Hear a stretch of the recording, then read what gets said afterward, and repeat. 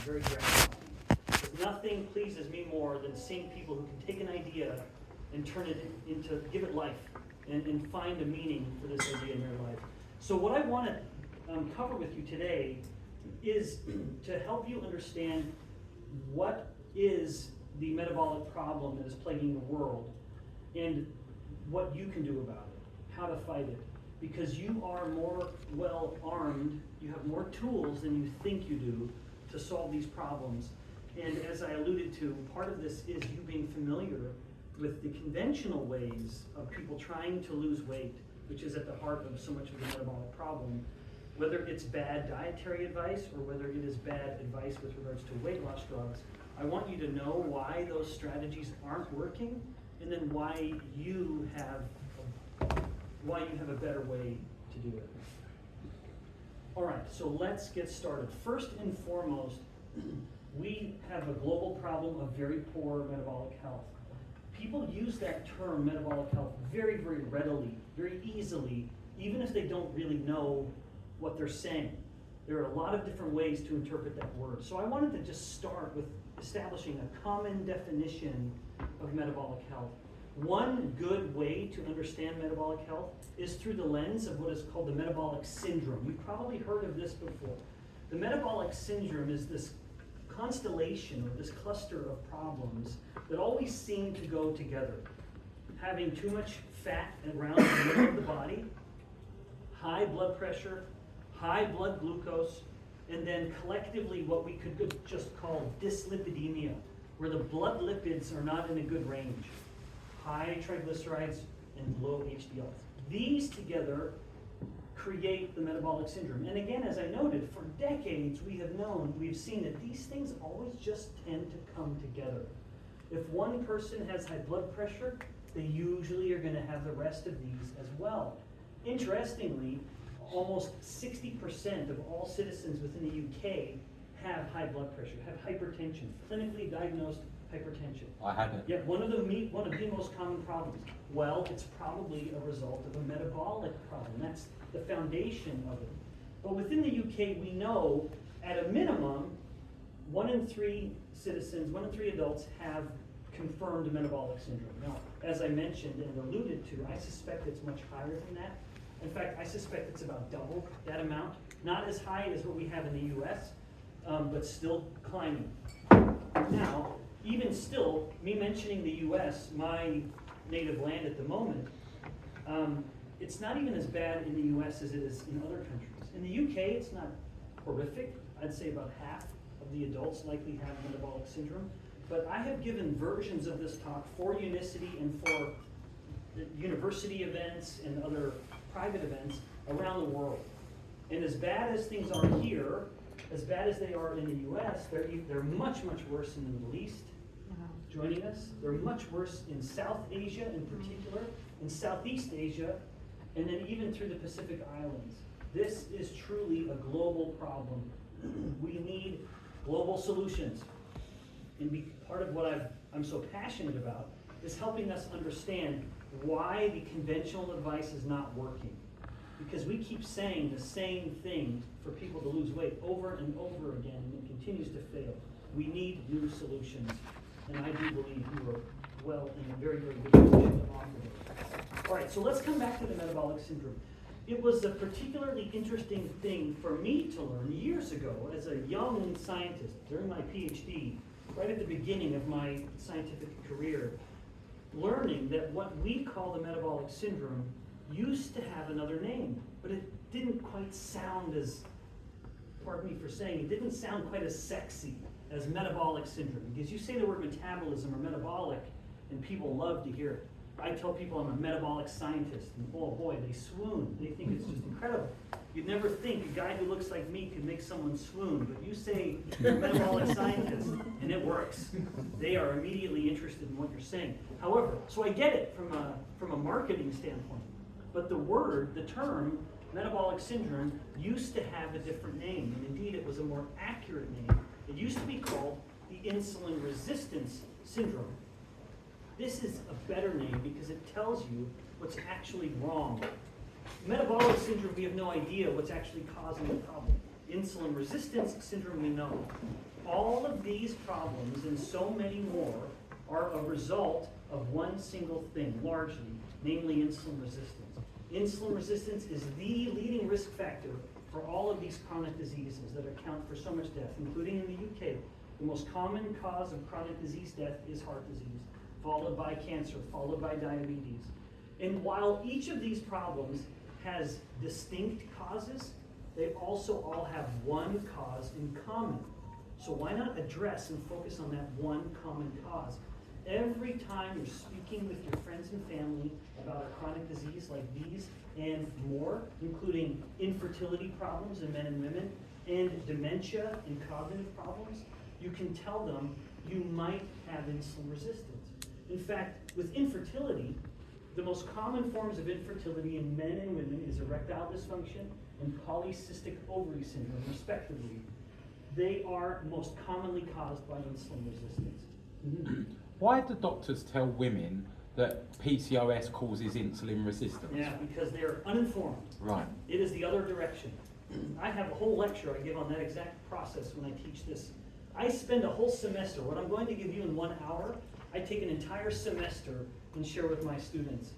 But yes, all of these, despite their differences, and they have differences, they do have one thing in common. So I suggest that rather than spending all of our resources and time and attention on all of these individual causes, let's put most of our attention, and indeed most of our conversation, focused on insulin resistance. All right, now, listening to this, you may be thinking, okay, Ben, okay, Dr. Bikman, this much percent of the UK population has insulin resistance, but I don't. It's trickier than you think, and it's more subtle than you think. I'm going to give you a little pop quiz. Thankfully, it's easy. There's no wrong answer here. It's the perfect quiz for some students who don't expect a quiz. Ask yourself, do you have high blood pressure? Or your friend or your family, the person you're thinking of, the person that you've been talking to lately, do they have high blood pressure? Second, do they have a family history of type 2 diabetes? Or, for the women in the family, have they had gestational diabetes? That is essentially type 2 diabetes of pregnancy. When the pregnancy begins, the type 2 diabetes comes. When the pregnancy ends, the type 2 diabetes goes away. But it usually comes back later in life. So it's kind of an early warning. Third, do you have any of these infertilities? If you're a woman, have you been told you have PCOS? For the men, have you noticed or been told you have erectile dysfunction? Next, you have the most common liver problem worldwide, which is fatty liver disease. It is the most common problem. And then lastly, do you or the person you're thinking of have these two skin problems? Skin tags, or another one, just these dark patches, which is technically called acanthosis nigricans. It's a long name, which is why I don't put it here. But you can see it, even if you can't say the name of the skin problem. These both can happen not only around a skin fold of the neck, that's where it's usually most obvious, but it can also happen along the armpits or the groin, anywhere where the skin is folding and rubbing. Insulin resistance is typically going to manifest with these. Now, thankfully, every one of these, not only are they a sign of insulin resistance, but as the insulin resistance gets better, all of these do too, including the skin tags and the dark rough skin. This skin will be darker, but also will feel like crinkled tissue paper. That's the feel of it, the texture of it when you touch it. So if you or the person you're thinking of answered yes to any of these questions, that is a very, very strong sign that they have an insulin resistance. But it goes to show you how prevalent the problem is, because most people won't know they have insulin resistance. They will just think, I have hypertension, I have infertility, or I have fatty liver disease. They won't know that there is, in fact, a common metabolic core, namely insulin resistance. Now, very, very briefly, I am a professor, so I want to teach whatever I can. I just want you to know what insulin is. Talking about insulin resistance, and we'll define insulin resistance in a moment. Insulin is a hormone that comes from the beta cells of the pancreas. The pancreas is a big gland just tucked right underneath our stomach. People with type 1 diabetes have no beta cell, so they have no insulin. Other than them, everyone else has beta cells, and those beta cells, when insulin or when blood glucose levels climb or blood sugar levels start to go up, if the blood sugar levels stay too high for too long, it will kill the person. it will kill you. Mind you, it would take hours or days to do that, but it would be lethal. And so insulin comes in as a hero. The beta cells will sense that high blood sugar. It will release the insulin in order to bring the blood sugar back down. Now, this is insulin's most famous effect. Namely, insulin will help lower blood sugar. That is its most famous effect. But it's not its most important, and it's certainly not its only effect. Insulin does hundreds of different actions at the trillions of cells throughout the body, or the hundreds of different types of cells. What insulin does at a brain cell is very different from what it does at a bone cell. What insulin does at lung cells is very different than what it does at liver cells. But it has an effect at every one of them. Insulin is rare among hormones in that it literally affects every single cell of the body. Nowadays, you hear kids use the word literally very liberally. Well, not me. When I say literally, I mean every single cell of the body is waiting for insulin to tell it to do something. And these are just some of the things. But insulin is a very important hormone. Unfortunately, we've turned it into a bit of a villain because of our lifestyle, which I'll get to in a moment. Now you have a feel for what insulin is. Let's talk about insulin resistance, the villain of the story.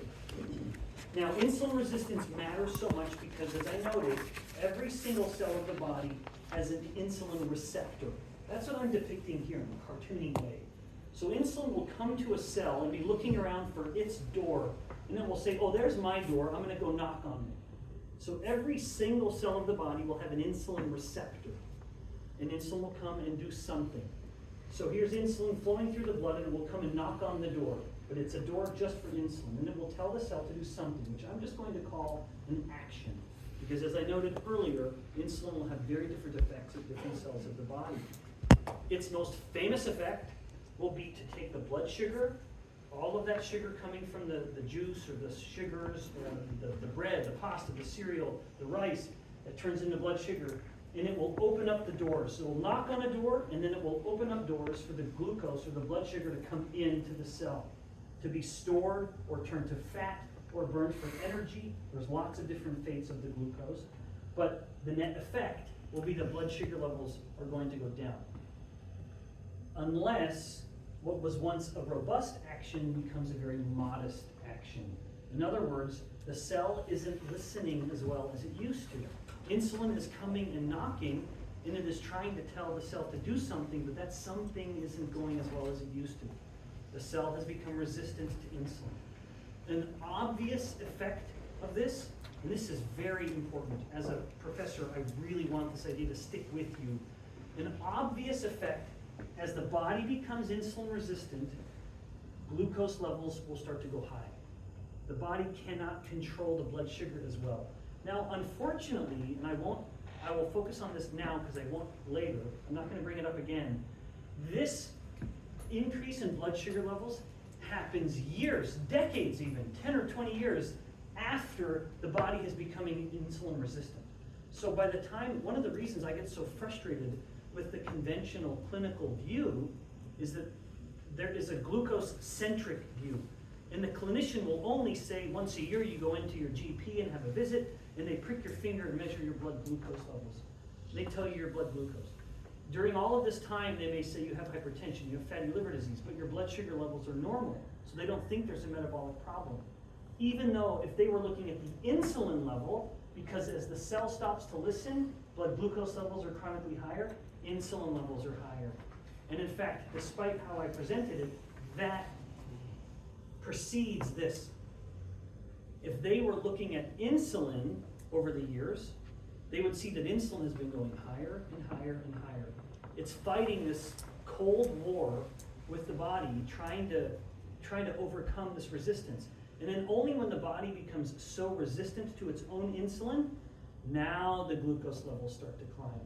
And so that is a very late signal. So when you have your loved one, the person you're thinking of, they have all of those problems around that wheel of misfortune that I showed you earlier around insulin resistance. If they say, well, I can't have insulin resistance, my blood sugar levels are normal.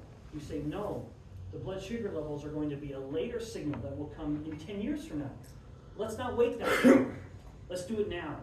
But let's not wait till your blood sugar levels are high, because by then, it's not too late, thankfully. We have in my lab published papers of fully reversing type 2 diabetes with no drugs whatsoever. It's not too late, but it will just take longer and there's been more damage. Well, let's not wait that long. Let's do it now. All right, so there are two things in this definition of insulin resistance that I hope you will remember and that you will teach to someone soon when you're helping them understand the metabolic problem. You will tell them the most common metabolic problem is insulin resistance, and you may have it, and they will say, well, what is insulin resistance? You will say insulin resistance is a coin with two sides. It is a pathology with two problems. The first one is that some of the body's cells aren't responding to insulin anymore. Not all. You'll notice what I'm saying. Be precise. Some cells aren't responding very well to insulin because some are still responding. And that becomes a particular problem when we flip this coin over and look at the other side. This coin that I call insulin resistance. The first part of it is the resistance. Some cells aren't working very well. The second side of the coin is that if we look at the whole body level, blood insulin levels are significantly higher. That is what's called hyperinsulinemia. And it is an essential part. I have given a version of this talk to clinicians in the US, doctors, groups of doctors, and they just don't understand this principle. Which is why I say we have to measure insulin from a clinical setting. But even still, just for the context, for this context here, just remember, insulin resistance is two things. One, some cells aren't responding very well to insulin. And then two, insulin levels are much, much higher. And that is what accounts for all of the disease. Let's just take infertility, just very briefly. With polycystic ovary syndrome, the most common form of infertility in women, the problem is the high insulin. The high insulin levels are disrupting her ovary's ability to make estrogens, the primary female sex hormone. And because the ovaries can't make a high level of estrogens, she does not have a normal ovulation. She doesn't ovulate, she makes cysts in her ovaries, and she can't get pregnant, and it hurts every time she has her menstrual cycle, much, much more than normal. In men, the most common form of infertility is erectile dysfunction. In his body, it's not the high insulin per se, it's that his blood vessel cells aren't responding well to the insulin anymore. Normally, insulin will tell the blood vessels to dilate, increasing blood flow, allowing him to have normal sexual function. Now, those blood vessel cells don't respond, they stay very constricted, and blood flow does not increase, and now he has erectile dysfunction. So just within that group of infertility, we end up seeing the two sides of the coin that we call insulin resistance. And to varying degrees, these two problems will contribute and cause all of those chronic diseases that we spoke about earlier. Okay, so now you know the scope of the metabolic problem, how common it is in the UK and even abroad. You also have an appreciation for what insulin is as a hormone and how powerful it is. And now you know what insulin resistance is. As I continue to teach you these very, very important ideas, and remember, what I believe my greatest value to Unicity is to help you learn more about these problems, and then you teach them to someone else. So if you're not getting it to a degree where you think you can teach it, then either I'm not teaching it particularly well, or it's just you're not learning it very well. Take notes, and when I get done, you're going to ask me questions like good students, and I'm going to answer every one of them. So let's get to that point. Before we do, let's keep going through. Now I want you to understand where insulin resistance comes from. What are its origins? As we talk about this villain, where did the villain come from? Insulin has three primary origins. There are three sources for insulin resistance. First is stress, then inflammation, and then elevated insulin itself. And of all of these, the one that matters most is the hyperinsulinemia. This is the biggest one. They all matter. They are all capable of causing insulin resistance, but one of them is more common. But I want you to appreciate the other two. So let's briefly go through the other two before we talk about the hyperinsulinemia. One of the classes that I teach at my university is an advanced course in endocrinology, so the study of hormones, and I love that topic.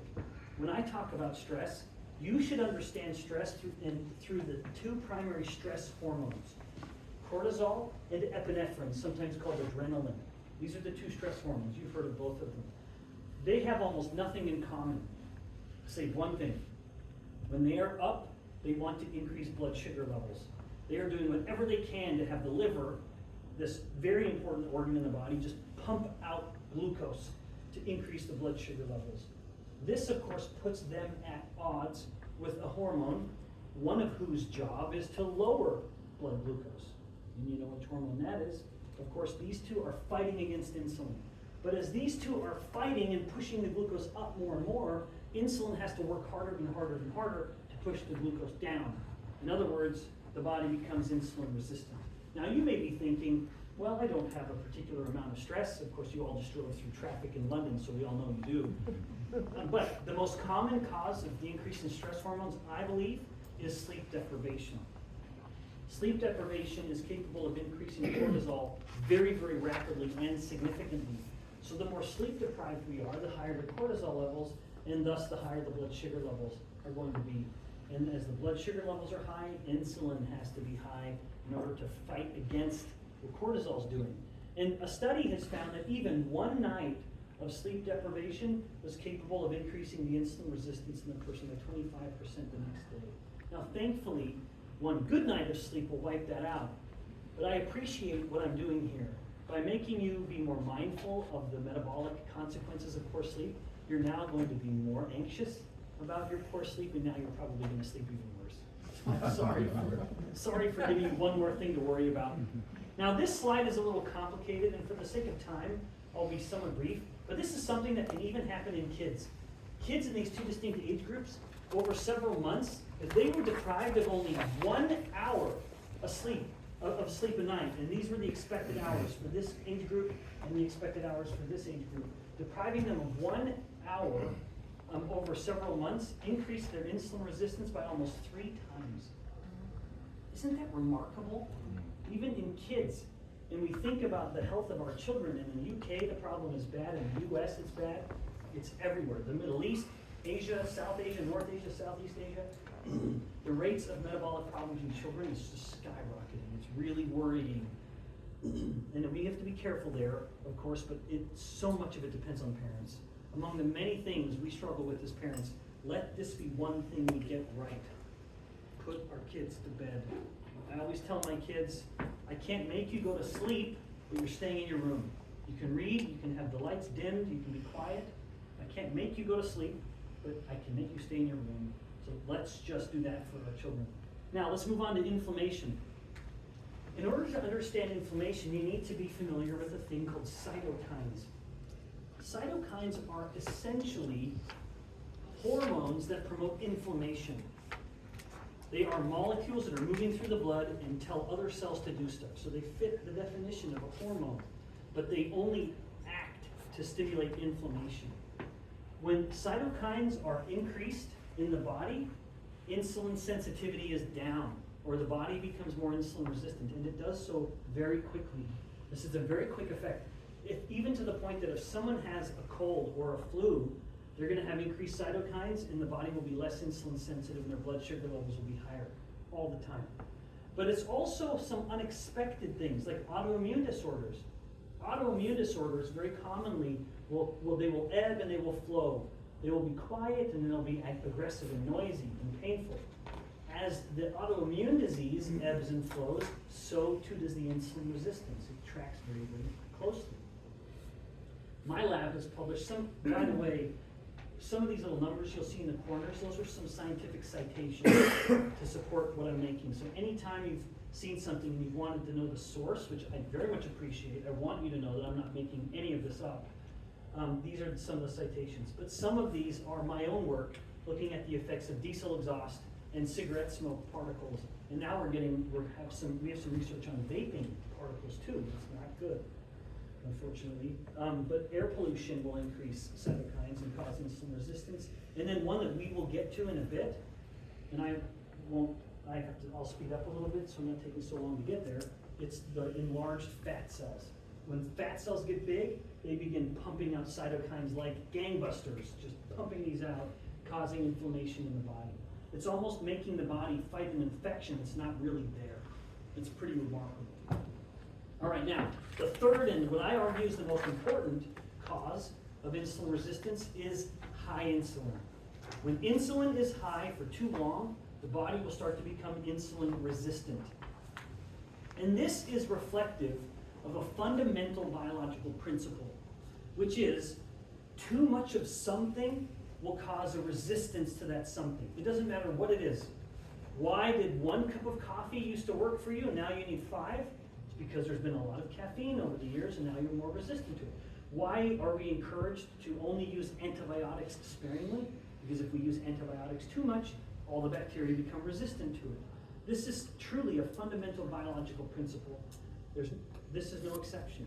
If the body is inundated with insulin incessantly, the body will start to turn off that signal. It's too much, and the body starts to become deaf to the noise. Now, why is this such a problem?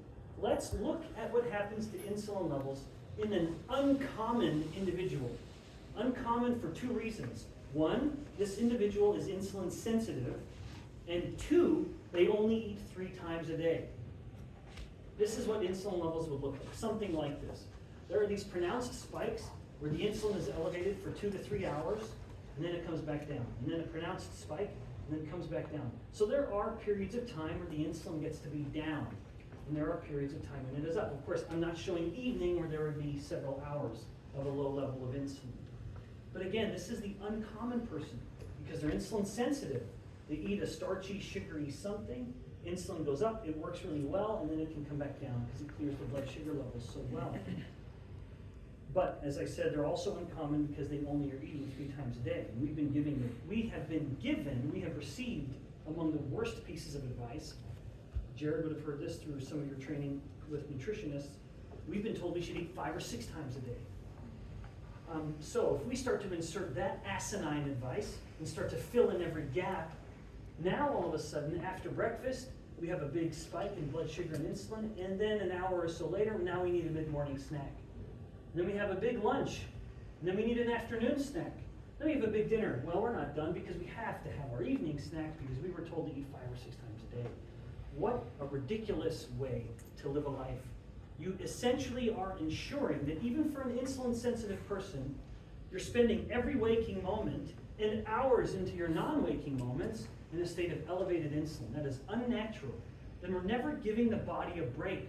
Insulin wants to store energy. It wants fat cells to grow. It only wants to store. We have to have times of burning, right? We have to break stuff sometimes. We have to burn things sometimes. We can't always be storing things. Now, the problem is even worse if it's an insulin-resistant person, which is, remember, the more common scenario. If we take an insulin-resistant person, even if they're eating the exact same foods, now all of a sudden their insulin doesn't even have time to come down. In an insulin-resistant person, the insulin not only spikes higher, it would be much higher than what I'm putting to scale here, but it would take 5 or 6 hours to come down. And long before it's even had a time to crest, it's been bumped back up with the next starchy or sugary something that the person is eating. Now, not only does this chronically elevated insulin directly cause insulin resistance, but it also has a particularly powerful effect at the fat cells. So let's move to the fat cells now.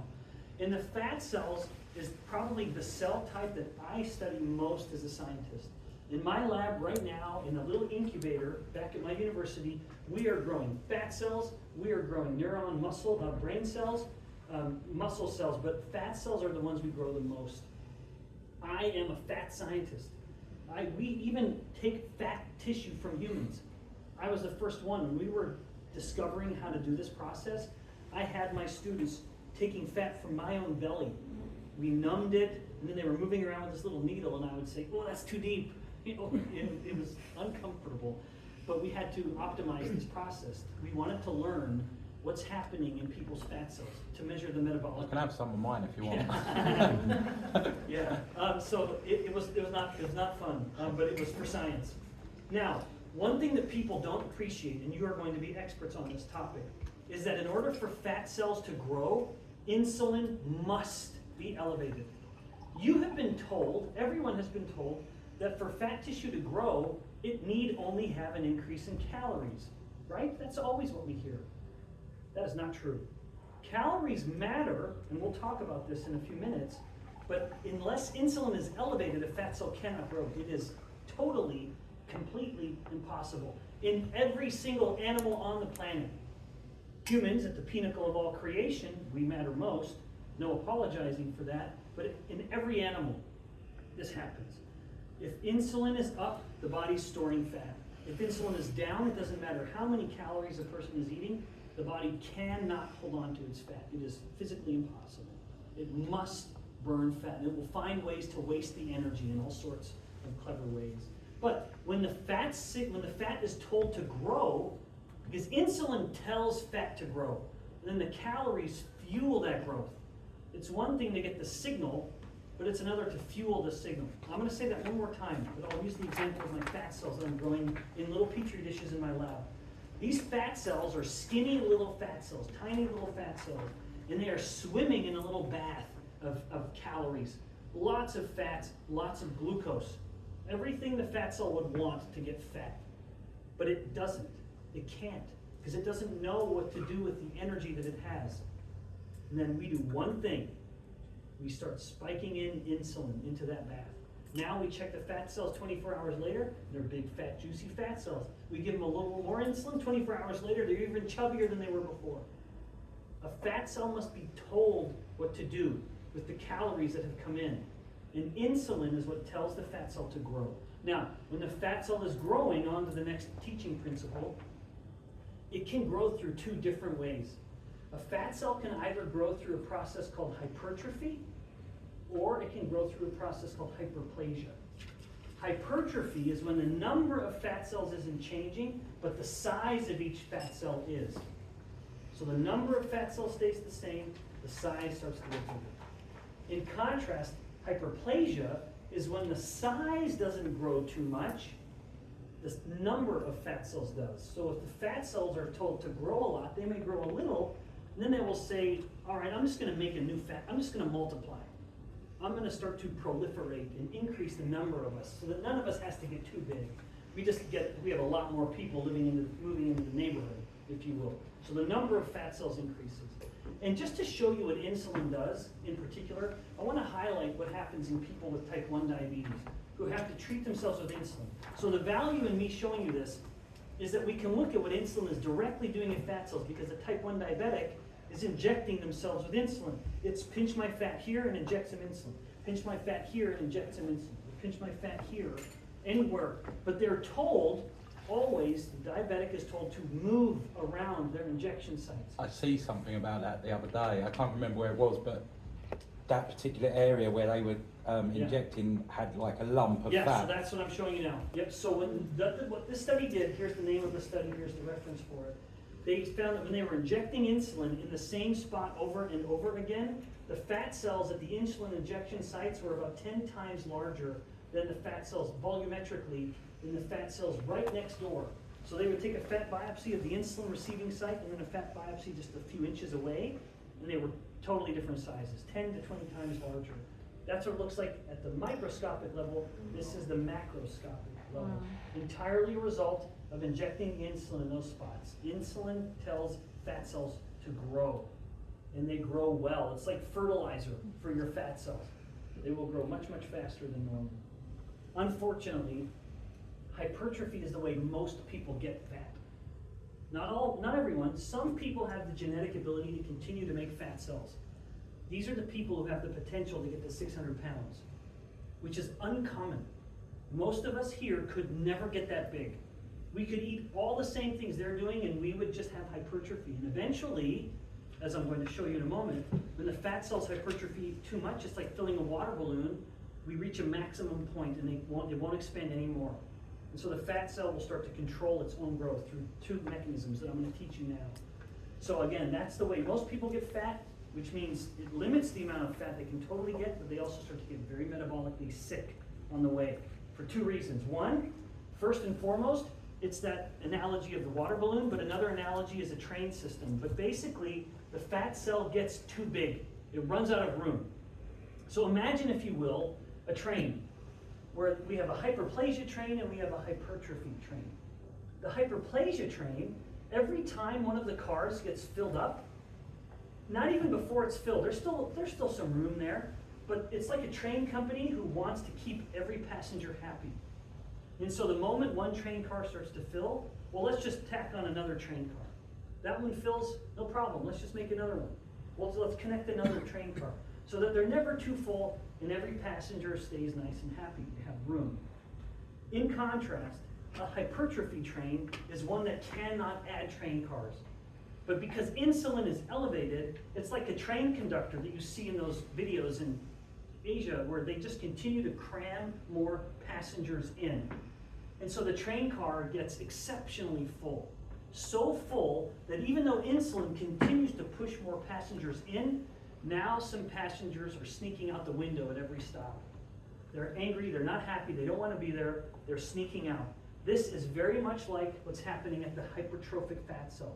Insulin continues to push the fat in, but now some of the fat is leaking out, giving an increase in what's called free fatty acids in the blood. Free fatty acids is a very good marker of how big the fat cells are getting and whether they're getting too big. Now the next thing is, and this is a big idea that I'll be a little quick with, cells need to be very, very close to blood vessels, to capillaries. Capillaries are the smallest unit of blood vessels. A cell must be very close to a blood vessel in order to get all of its nutrition and oxygen. Unfortunately, when the fat cells start to get so big, as they expand so substantially, normally a cell needs to be about 50 micrometers away from a blood vessel. Well, a fat cell is several times bigger than that. And so if you have another fat cell nearby, it's way too far from the blood vessel in order to get its oxygen and its nourishment. And so the cell, it will either die, it will suffocate, or it will increase the creation of new blood vessels. And it can do that. It can take the blood vessels and say, hey capillary, hey blood vessel, I need you to start growing over towards me because I'm suffocating. It does that by releasing cytokines. Do you remember that word? I mentioned it to you earlier. The cytokines are the inflammation markers because these cytokines, yes, they cause inflammation, but some of them, when the fat cell is belching them out into the bloodstream, will increase the production of new blood vessels. And so it will increase blood vessel circulation through the fat cell, making the fat cells not suffocate, which is good, but in the process it causes inflammation. So the tragedy here is that the two things the fat cell does in order to ensure its own survival, first, preventing its growth so it doesn't pop like an overfilled water balloon, and second, correcting the poor blood flow so it doesn't suffocate, end up being two things that cause substantial insulin resistance throughout the body. So the point I want you to take from this is, so much of what we talk about when we talk about insulin resistance is a result of fat cells that have gotten too big.